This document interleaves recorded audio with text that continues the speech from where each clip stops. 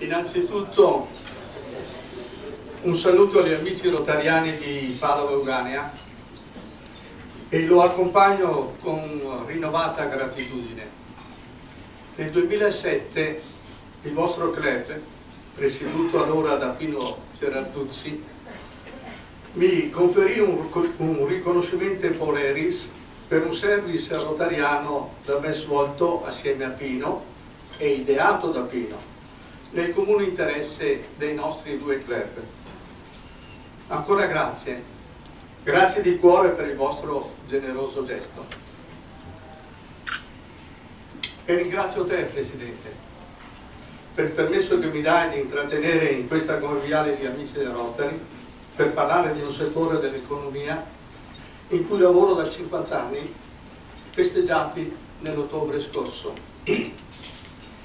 Questo settore riguarda l'imballaggio o packaging, come oggi è comunemente chiamato.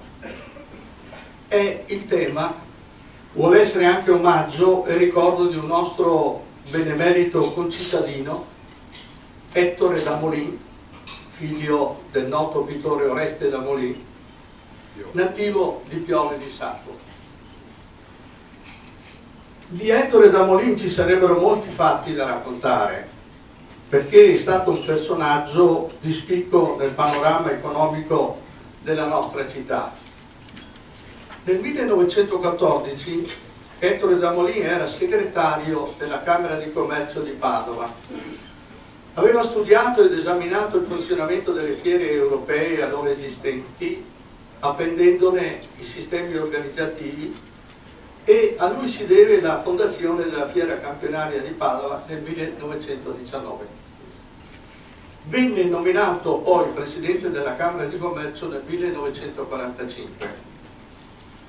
Fu durante questa sua presidenza che pensò al futuro degli imballaggi e nel 1951 la Camera di Commercio costituì con l'ente Fiera di Padova e l'ente autonomo Magazzini Generali l'Istituto Italiano dell'Imballaggio, alla cui presidenza fu nominato l'onorevole Mario Sagini. L'anno successivo organizzò il primo Salone Internazionale dell'Imballaggio che ebbe pratica realizzazione presso la Fiera di Padova con la partecipazione di 54 espositori italiani e 154 esteri. Furono presenti inoltre l'Istituto francese dell'imballaggio e quello tedesco. A Padova quindi, non a Milano. Con molto anticipo fu avvertita l'importanza e lo sviluppo che stava assumendo il packaging nel sistema produttivo nazionale. L'iniziativa venne considerata particolarmente importante, tanto che nel 1953 presso l'Istituto di Fisica Tecnica della Facoltà di Ingegneria della nostra università fu organizzato il Centro Sperimentale per l'Imballaggio sotto la direzione del professor Balbino Del Nunzio. Vennero messi a disposizione dei locali rispondenti alle esigenze della nuova materia e acquistate le macchine necessarie per le prove sul comportamento sia di materie prime sia di imballaggi finiti, e queste macchine furono messe al servizio di tutti i produttori e utilizzatori di imballaggi in Italia. Furono istituite alcune borse di studio per tesi di laurea nelle facoltà tecniche a favore di studenti i quali avessero affrontato il problema dell'imballaggio dal lato scientifico ed economico. Il packaging è dappertutto presente, nel mondo della produzione, nelle strutture distributive e nella vita quotidiana, in modo ormai così generalizzato che ci accorgiamo della sua presenza solo quando lo dobbiamo smaltire, perché quasi sempre è una presenza piuttosto ingombrante. L'industria italiana del packaging si colloca fra i settori più efficienti e competitivi del sistema produttivo nazionale, con un forte saldo attivo negli scambi con l'estero e con posizioni di leadership a livello mondiale nell'innovazione tecnologica. L'Italia, nei fatti, si trova tra i primi produttori mondiali con centinaia di aziende impegnate in questo settore nel quale lavorano migliaia di persone. Questo straordinario patrimonio di tecnologie esercita una funzione indispensabile che è poi anche indice di benessere. Mi voglio riferire ad esempio solo ai prodotti alimentari. Si calcola che nei paesi meno sviluppati, per la mancanza di attrezzature per il confezionamento, la conservazione nella catena del freddo, si abbiano perdite nelle derrate alimentari oscillanti fra il 30 e il 50%.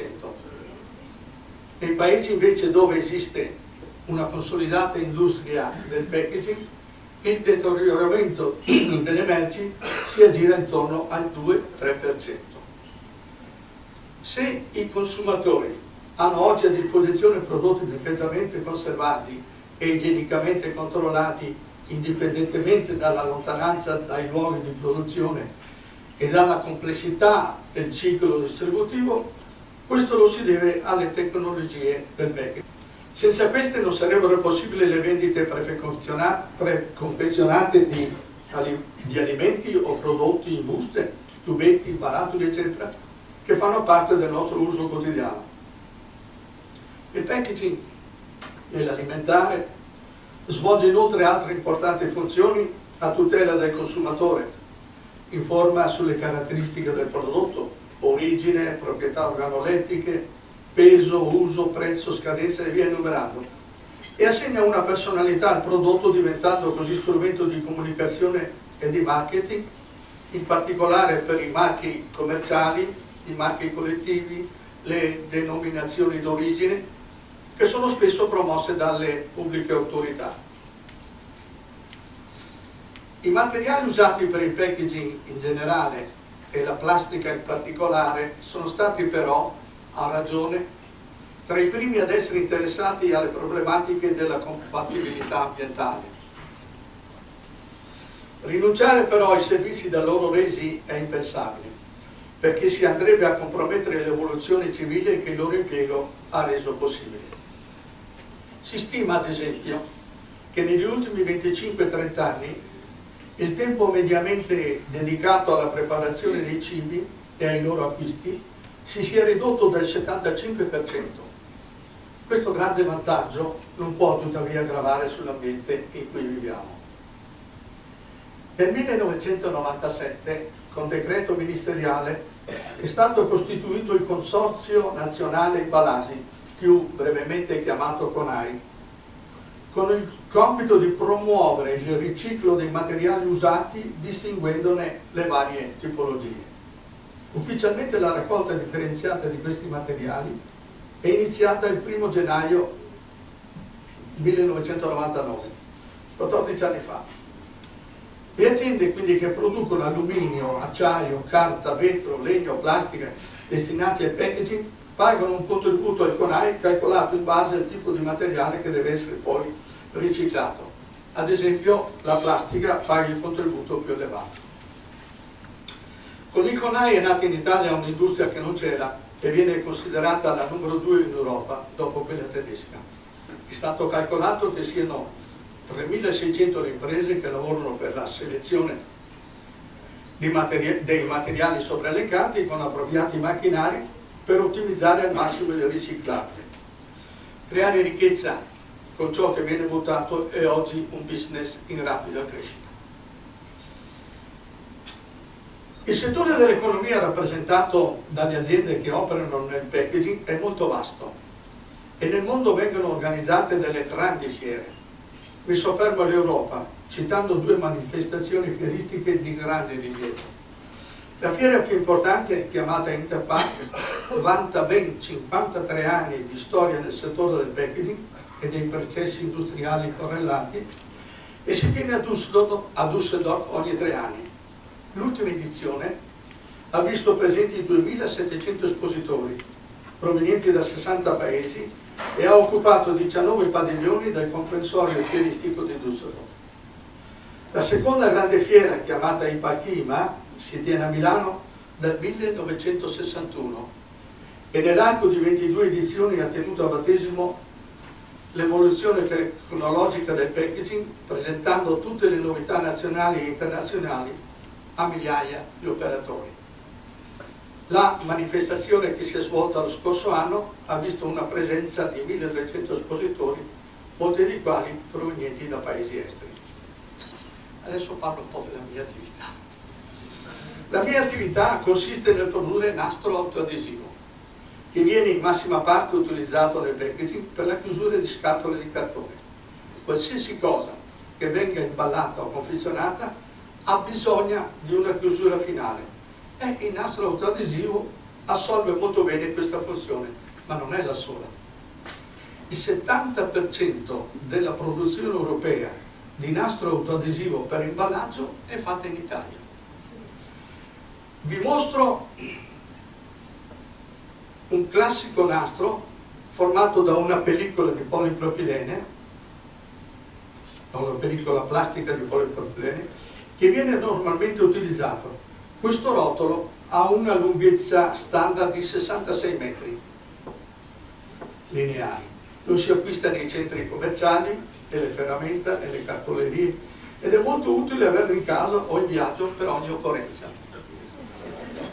Nell'occorrente appunto, quando stava per scoppiare la cosiddetta guerra del Golfo nel 1990, il governo israeliano ci commissionò un totale di 3.100.000 pezzi, 100.000 rotoli come questo, che vi ho mostrato. Se giuntati uno all'altro avrebbero raggiunto la lunghezza di 204.000 km. Doveva servire alla popolazione per sigillare porte e finestre, in quanto temevano che la guerra degenerasse con l'impiego di armi chimiche, oltre ad evitare che le schegge di vetro dalle finestre potessero ferire le persone. C'è stato un preallarme anche recentemente perché sembrava che con la Siria succedesse un pandemonio nel Medio Oriente. Allora siamo stati avvertiti di tenerci pronti per una eventuale fornitura. Ci sono moltissime occasioni di impiego, alcune particolarmente singolari, e diversi sono i tipi prodotti e utilizzati per usi tecnici, o anche degli altri campioni, ma non è il caso. Più di una volta vi è stato chiesto come mi è nata l'idea per l'attività che esercito. Rispondo che ho avuto fin da molto giovane l'ambizione di fare qualcosa nell'ambito del lavoro per conto mio. E l'occasione mi venne vedendo una piccola macchina che stampava del nastro autoadesivo. Ci filai il pensiero per 3 anni e poi nel 1963 presi la decisione di intraprendere una piccola attività commerciale, comprare del nastro per poi rivenderlo, soprattutto ai calzaturifici della Riviera del Brenta. Avevo 27 anni, mi ero da poco sposato e tentare un'avventura di lavoro improprio era e fu un grande azzardo, ma dovevo farlo, dati i tempi, perché si stavano quasi consumando gli anni di quell'irripetibile boom economico che stava godendo l'Italia tra il 1955 e il 1965. Certamente 50 anni fa avviare una qualsiasi attività era molto ma molto facile e di lavoro ce n'era per tutti. Tanto è stato scritto dagli economisti su quel periodo. E si legge ad esempio che nel 1958 6 paesi europei adottarono le norme CE che riducevano i dazi tra loro, dando così spinta alle esportazioni italiane che passarono tra il 1959 e il 1962 dal 28 al 35%. Sempre nel 1958 gli italiani che avevano la patente per guidare l'automobile erano 358.000, ma 5 anni dopo erano già 1.250.000. Questo per dire a quali ritmi cresceva l'economia e il benessere nel nostro paese. Permettetemi di ricordare brevemente quel 1963 per alcuni accadimenti che colpirono molto: la morte di John Kennedy e quella del Papa Roncalli, la tragedia del Vajont e poi la telescopa che gira attorno alla Terra sul Vostok 6 e altro ancora. È nel 1963 che viene conferito a Giulio Natta il premio Nobel per la chimica. 9 anni prima avevo scoperto il polipropilene, una delle plastiche più importanti, prodotto che diventerà poi per la mia attività molto familiare. Il mio primo giorno di lavoro in proprio è stato il 7 ottobre del 63. Avevo iscritto con il nome di NAR, Nastri Autovisivi Rieti, l'attività che andavo a intraprendere all'Unione Provinciale degli Artigiani di Padova, e in quel nebbioso autunno partii alla ricerca di probabili clienti a cui rivendere quello che compravo. Ma dopo 4 anni, nel settembre del 67, mi sono annoverato tra i produttori. In concreto, avevo acquistato una piccola macchina spalmatrice, produceva 1000 metri quadri ora di prodotto, mentre oggi un buon impianto ne produce 30.000. E mi sono affidato alla mia fantasia, e lasciatemelo dire, al mio genio, per farla funzionare, per farla produrre. Mi era stato detto dal venditore che bisognava fare così, così e così ancora, e con molta tenacia ho dovuto imparare in fretta un lavoro complicato, sia nell'ambito meccanico sia ancor più per la parte chimica degli adesivi. Ho pagato molto per la mia inesperienza. Sono stati i miei 50 anni di lavoro non proprio facili. Anzi, ho attraversato periodi nei primi tempi particolarmente difficili, ma non mi sono mai scoraggiato più di tanto. Ho lavorato intensamente per il progresso della mia azienda e parte del mio tempo l'ho dedicato anche per altri impegni a cui sono stato chiamato, impegni che mi hanno gratificato molto. Sul piano umano ho conosciuto molte persone per bene, per mia fortuna, e ho conosciuto anche persone meno per bene, poche per la verità, ma in questo caso è uno dei molti rischi che corre un imprenditore. In questo mezzo secolo ho visto cambiare il mondo in un vorticoso progresso di tecnologie. Immaginate come erano gestite nella contabilità e non solo le aziende.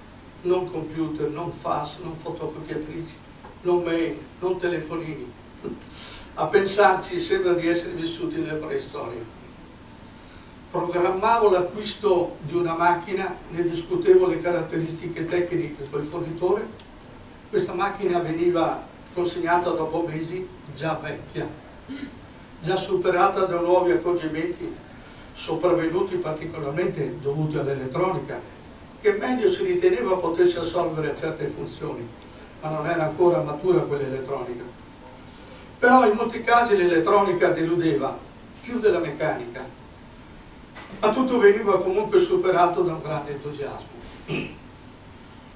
Oggi siamo annoverati tra le prime 5 aziende del settore in Europa, probabilmente noi non siamo la quinta, specialmente per produrre grandi quantità, come questo che ho mostrato, di nastro da imballaggio, e l'attività si esplica su 4 stabilimenti: a Legnaro, la parte più principale, a Gradisca di Solso, a Schio e a Brugine, che se fossero uniti occuperebbero un'area coperta di oltre 60.000 metri quadrati, cioè come 10 campi per il gioco del calcio, dove trovano impiego 290 persone, e poi molto notevole l'indotto che viene generato. Da molti anni siamo presenti nei paesi esteri con una percentuale del 70% dei ricavi. Quest'anno abbiamo esportato in 63 paesi. Abbiamo un cliente che si trova in un'isola a 700 km a est del Madagascar, in mezzo all'Oceano Indiano. Questa isola si chiama Reunion. Bene, ho dedicato molto del mio tempo per creare un ambiente di lavoro sano, bello e ordinato. E posso dire con soddisfazione che questo modo di concepire l'ambiente di lavoro è diffuso tra tutti i miei collaboratori.